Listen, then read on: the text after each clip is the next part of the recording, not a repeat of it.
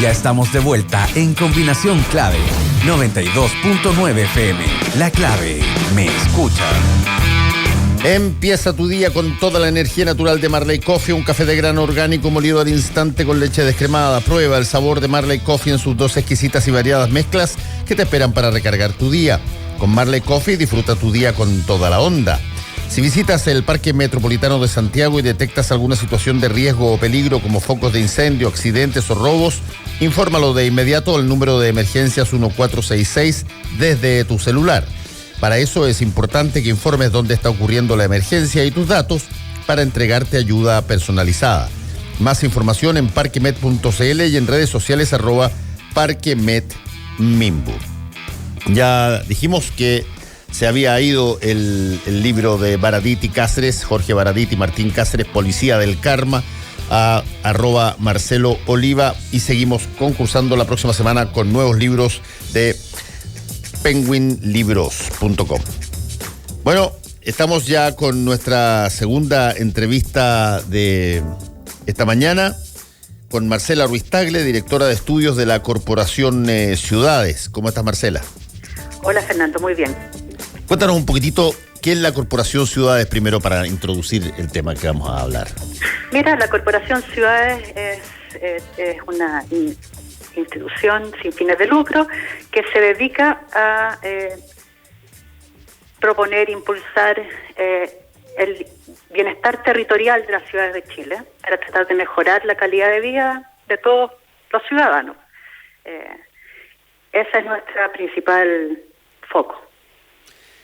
Y esto ahora a raíz de lo que se está viendo desde los informes en términos del cambio climático, etcétera, ¿cómo eso uno lo ve afectando las ciudades? Porque hasta ahora el tema medioambiental en gran medida mucha gente lo ha asociado a situaciones más bien rurales, grandes incendios, inundaciones en poblaciones aledañas a lagos o cosas, o a montaña y nieve, desprendimientos, en fin. Pero ¿cómo esto impacta los grandes centros urbanos, que me imagino que también tiene un impacto importante?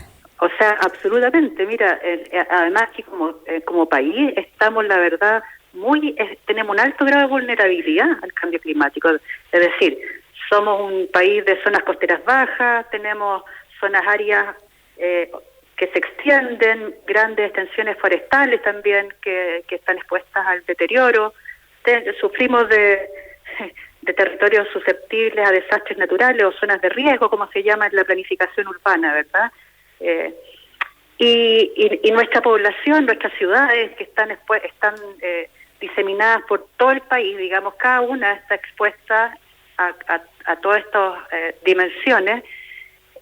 Y somos un país básicamente urbano, o sea, de los más urbanos del mundo, casi 90% de nuestra población vive en ciudades. Por lo tanto, cuando hablamos de cambio climático, quizás nuestro gran error ha sido tener un concepto genérico como que estuviéramos lejos de él, y en realidad lo vivimos todos los días. Y somos causantes y también incidimos en generar más cambio, más adversidad climática, solo por el puro hecho de la forma en que construimos nuestras ciudades, de la forma en que habitamos la ciudad. Por ejemplo, ¿dónde tú podrías notar una suerte de refuerzo de la situación de cambio climático a raíz de cómo están construidas las ciudades? Por ejemplo, la forma y quizás inconsciente en la que se han expandido las ciudades, que se han ido, en el caso de Chile hemos ido, por ejemplo, la política pública de vivienda, social de vivienda, ha ido construyendo vivienda en las periferias de las ciudades de todo el país. Y eso ha llevado como correlato a la extensión de las ciudades. Esa extensión de la ciudad ha generado a su vez que las personas tengan que trasladarse cada vez más cantidad de horas y tiempo para llegar a sus puestos de trabajo, a poder hacer sus trámites diarios, comprar, ir al estudio, qué sé yo, y eso usualmente se hace en transporte que usa muchas veces combustible fósil, diésel, petróleo, y vamos generando no solo congestión, sino que dióxido de carbono y afectando también con ello, aportando al cambio climático que estamos viviendo, digamos. Esa es una forma bien pragmática de ver cómo estamos generando y contribuyendo a empeorar la situación a partir de no tener en mente que debiéramos planificar la forma en que vivimos en las ciudades, que debemos planificar la ciudad, tomando en consideración también el atributo ambiental.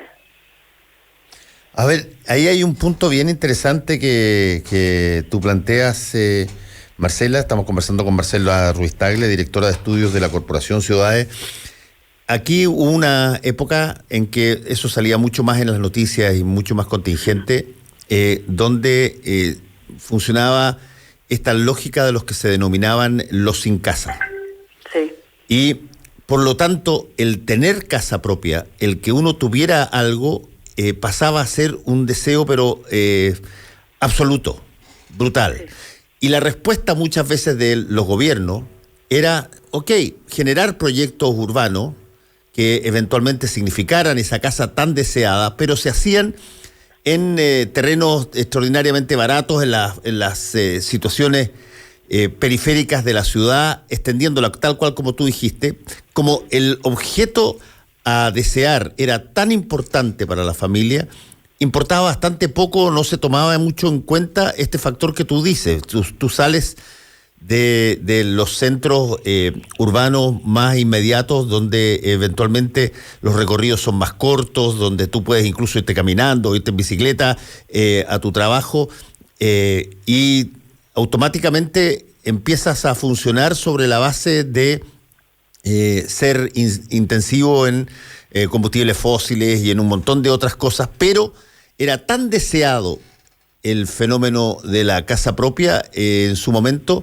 que, bueno, había muy poca importancia en qué lugar quedaba, con tal que fuera en la ciudad, aunque estuviera a 6 o 10 o 12 kilómetros de tu pega. Sí, y no solo eso, sino que además completamente inconscientes desde la política pública de las necesidades que generamos como sociedad en lo ambiental, o sea, más que eso, derechamente de generar un desarrollo sostenible.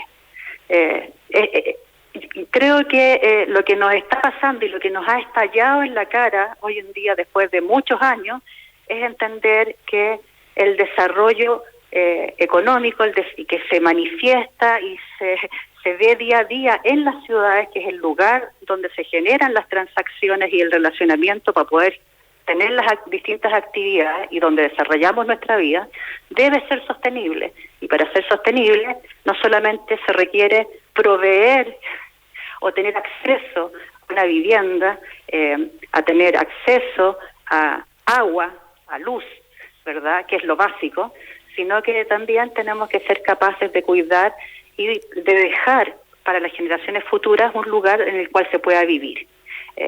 Y esas condiciones se deben incorporar en la planificación urbana. En general, la planificación urbana lo único que dice se preocupa más bien de los trazados de las calles, la vialidad, de dónde colocar el comercio, pero es muy importante que también incorpore estos otros elementos, porque depende de ello.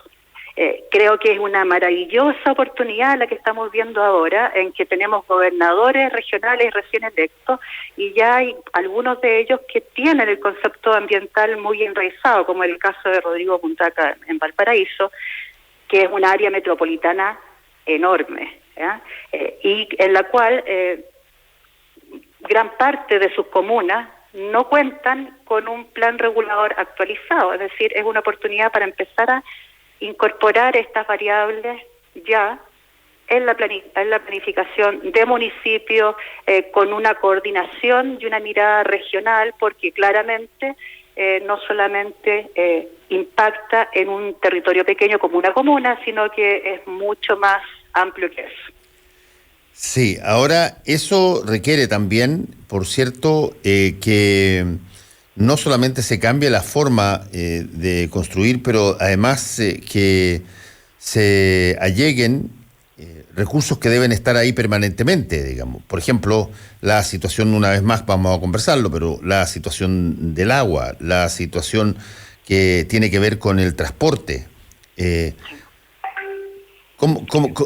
Mucha gente dice, y quizás en algún momento dado tenía razón, hoy día probablemente es más urgente, pero tiene sentido lógico en un principio decir, mira, está bien todas estas cosas que hay que hacer de forma más ecológica o de forma más integral, pero ¿cómo se genera la posibilidad económica de una inversión que se ve mayúscula? ¿De dónde sale esa plata o esos dineros para poder cambiar la fisonomía de las ciudades cuando se necesitan montones de recursos para, entre otras cosas, apoyar a las personas en pandemia, digamos? Sí, toda la razón. Sin embargo, las necesidades siempre van a existir y las restricciones presupuestarias también. Y por lo tanto aquí tenemos que dar un paso realmente a un cambio de paradigma de la forma en que se distribuyen los recursos en el país, la forma en que se asignan los recursos para que exista una mayor holgura desde los territorios para priorizar sus necesidades. Tiene que haber una mayor coordinación y tiene que haber una descentralización efectiva. Y también desde la planificación, para que no quede esto como en el aire, ¿no? Al incorporarlo en la planificación, eso debiera ir acompañado de metas, de cumplimiento de metas, sí, y de monitoreo del cumplimiento de metas. No basta solo con la intención, sino que hay que hacer un plan de ejecución. Hay que lograr desacoplarse de una vez de los ciclos políticos que son muy distintos a los ciclos de las ciudades. No nos sirven presupuestos anuales, tenemos que lograr avanzar hacia miradas plurianuales que permitan financiar el desarrollo del mediano y largo plazo, y en particular de estos grandes proyectos que son vitales para el desarrollo de la ciudad de manera sostenible.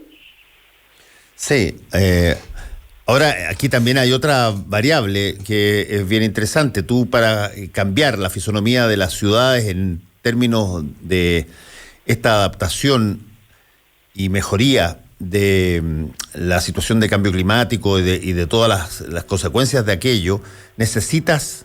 Es como la situación planetaria del cambio climático. No basta con que 30 países estén de acuerdo en cambiar sus formas de producir energía. Tienen que cambiar todos, o por lo menos una mayoría tremendamente grande. Y aquí en las ciudades no basta con que 3 comunas o 4 comunas decidan cambiar las cosas. Tú tienes que, para que eso funcione, integrar a un número muy grande de población que vive bajo diferentes lógicas políticas en distintas comunas.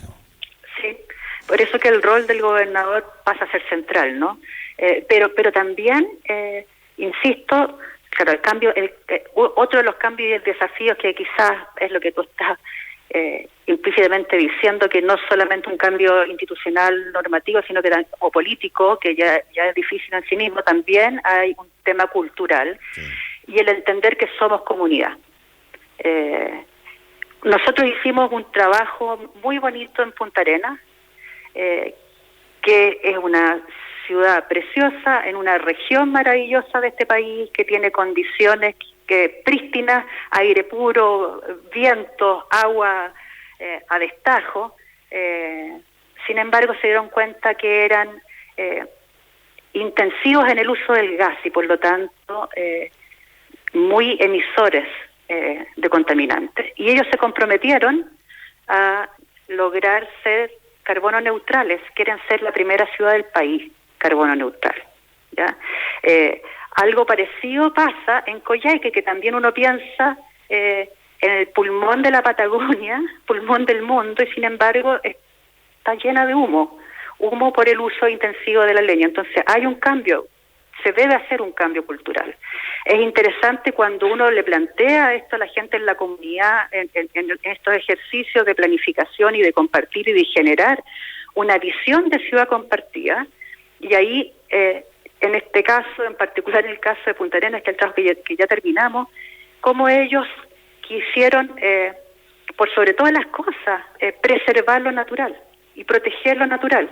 Y para ello se comprometieron entonces a contener la expansión urbana, a entender que es importante tener una urbe más compacta y que eso tiene costos, ¿no? De la forma en que uno vive o que estaba acostumbrado a vivir. Entonces, el concepto de comunidad y que esto ya no es una cuestión individual, sino que se hace entre todos, es algo que hay que empezar a dejar de manifiesto y que tiene que permearnos, porque no tenemos mucho tiempo más, por más que seamos pequeños y sean los otros países los mayores emisores, tenemos consecuencias puntuales hoy y las vivimos y no nos damos cuenta. Estamos conversando con Marcela Ruiz Tagle, directora de estudios de la Corporación Ciudades. Marcela, hay otro punto que también me parece bien interesante en el marco de las ciudades, y lo vengo repitiendo ya hace varios días aquí en la radio, y que tiene que ver con si es que la amenaza del cambio climático tiene que ver con una forma particular que tenemos de producir determinadas cosas, combustibles, por ejemplo, de una forma de hacer, de tener acceso al agua sobre la base de ciertas estructuras particulares de producción, como la minería y todo lo demás. ¿No se abre ahí acaso para las mismas ciudades y para los mismos proyectos que se vengan una oportunidad con energías renovables no convencionales o con modos distintos que eventualmente transformen, cambien de manera relativamente rápida la actual forma de producir? Digo esto porque, claro, va a haber resistencia, porque el negocio vigente es potentísimo. Pero si es que hay conciencia de que el problema es enorme, podrían aparecer nuevos emprendedores, nuevos empresarios, nuevas empresas, nuevas iniciativas que estuvieran ancladas en una situación totalmente distinta respecto de la cohabitación con el planeta, ¿no? Sí, a ver, nosotros estamos demasiado atrasados en la forma en que coordinamos, conversamos y nos sentamos a la mesa a definir miradas de futuro, crecimiento y a nivel de empresarial inversiones. Lo que se hace en otros países, ya sea en Europa o los asiáticos, es que todos están en la mesa.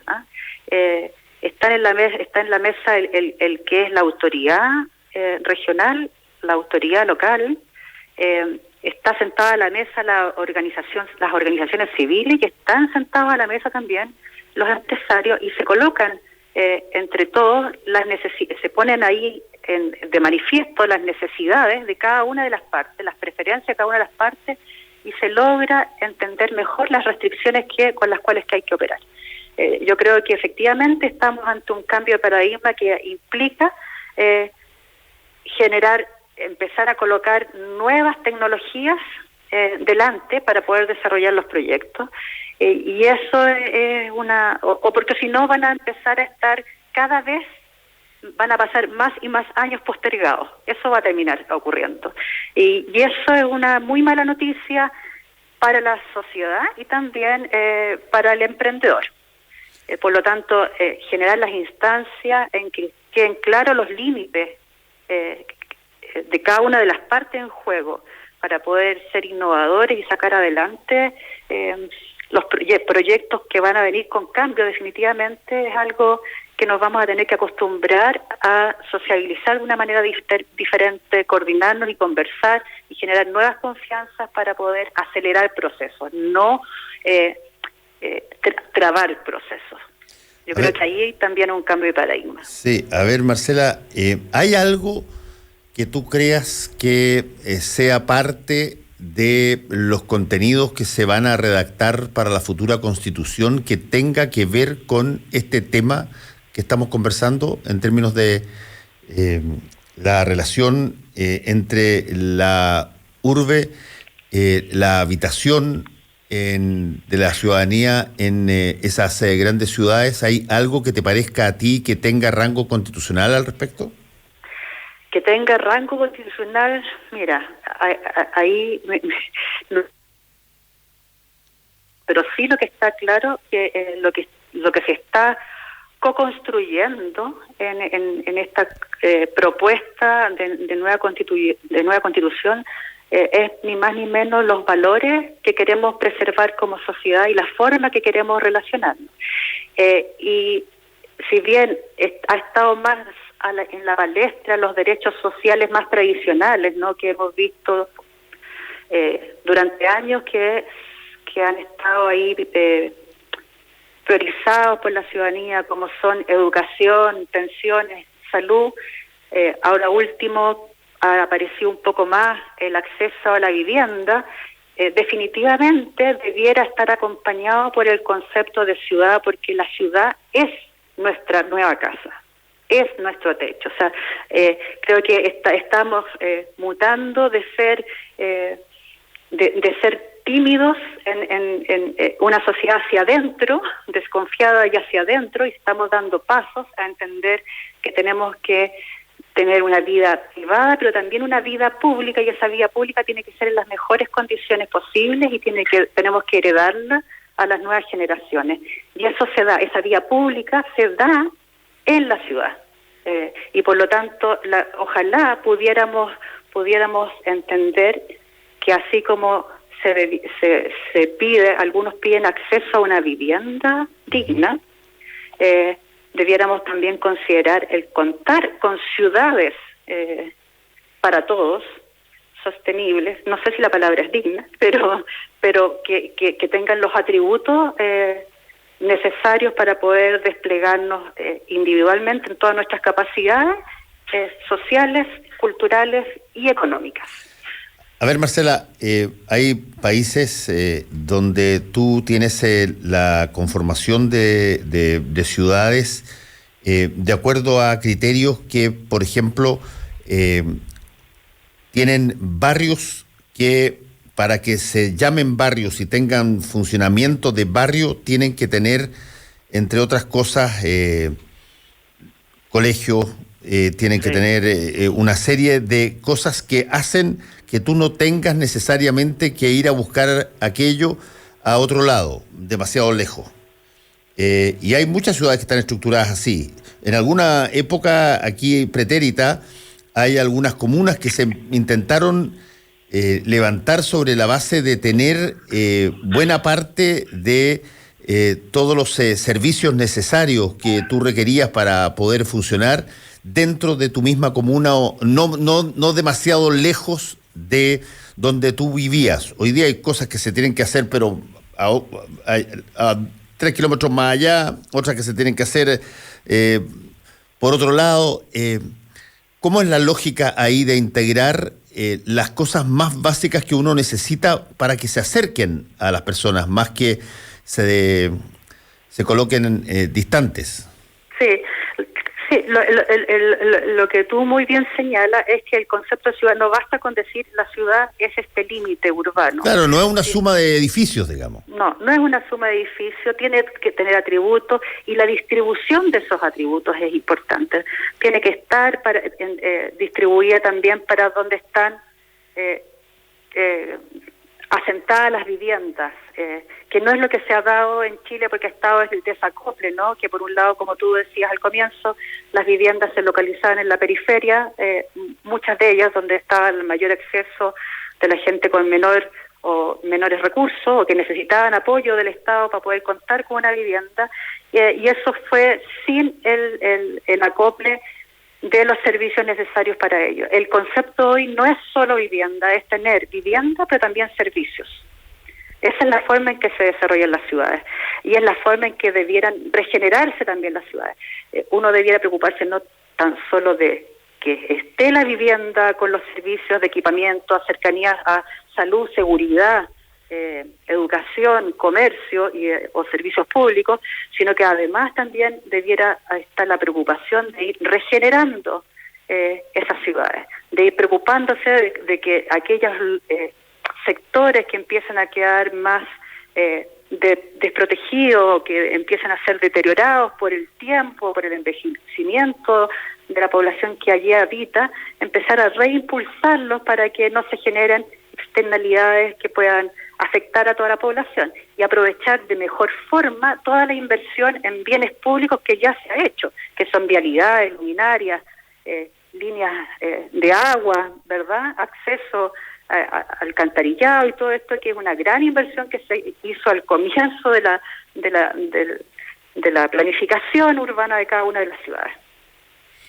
Sí, bueno, Marcela, finalmente te quiero preguntar, ¿hay algún hito dentro de la ciudad de Santiago, para poner un ejemplo, que a ti te parezca que hay que abordar desde esta lógica que has estado conversando de forma relativamente inmediata? Uno podría pensar, mira, las poblaciones periféricas de Santiago que se crearon en un momento dado durante la dictadura, cuando se desalojó gente de diversas poblaciones que estaban en la zona oriente o en la zona norte y se llevaron al sur.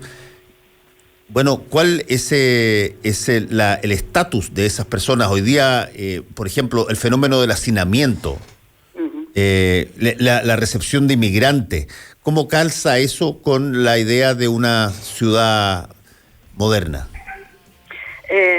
No calza y por lo tanto ahí debiera haber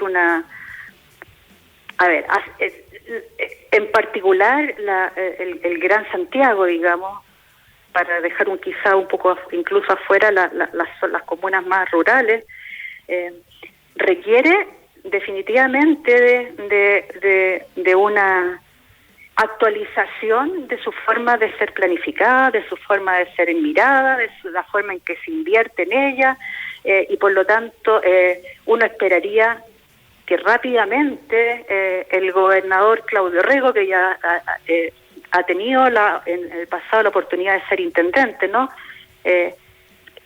Empiece a mostrarnos, a evidenciarnos qué es lo que él está pensando para el Gran Santiago, pero además que se empiecen a generar las conversaciones respecto de cuál es la visión de ciudad con la cual Santiago de aquí en adelante se va a parar.